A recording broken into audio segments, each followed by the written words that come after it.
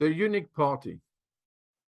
In order to avoid its isolation, the Soviet system tried to create communist revolutions in the countries of its enemies. It set up the Comintern. The Communist International was totally controlled by the Soviets. It was an attempt to complete the abolition of the state. But in reality, it was something more subversive. Its target was to erase the notion of nation. At the beginning, it was a combination of approaches of Marxism and Leninism. Its idea was to contaminate the international bourgeoisie. For the Soviets, it was a way to create frictions inside the structure of their enemies. At the same time, it was an indirect protection of Russia itself. But it was a failure even in Germany. So the difference was, at that time, even more obvious. The Soviets wanted a dictatorship by one party and only one, and for that, the mass arrest and execution of dissidents started to be systematic.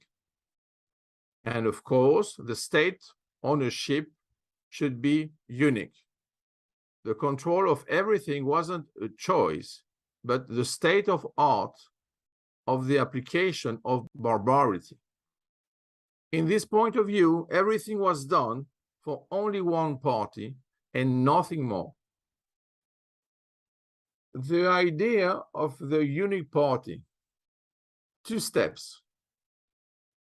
One outside and one inside. Outside, they don't want to be isolated. So they create, in few countries, communist revolutions. So it was a way to show that this is not just a Russian affair. It's an international affair. So they create the Communist International. But in fact, it was controlled by the Soviets. So the idea was how to remove states and create only Soviets. And they did it at the end of the process with 15 Soviets, okay? But for the others, it was a problem. They use the Marxism and the Leninism, but only at the theoretical level. And at the end, they use also Stalinism, which was, in fact, for them, more efficient. Already with Leninism, and you know, with the new economic politics, they had problem to apply in the reality the communism. So they changed their mind about that. They said that it was temporary, but it was done even after the death of Lenin. So there was also the failure in Germany because normally it was the source. At the end, because they were not so sure about the result, they said it's better to have only one party inside. So this is the second point.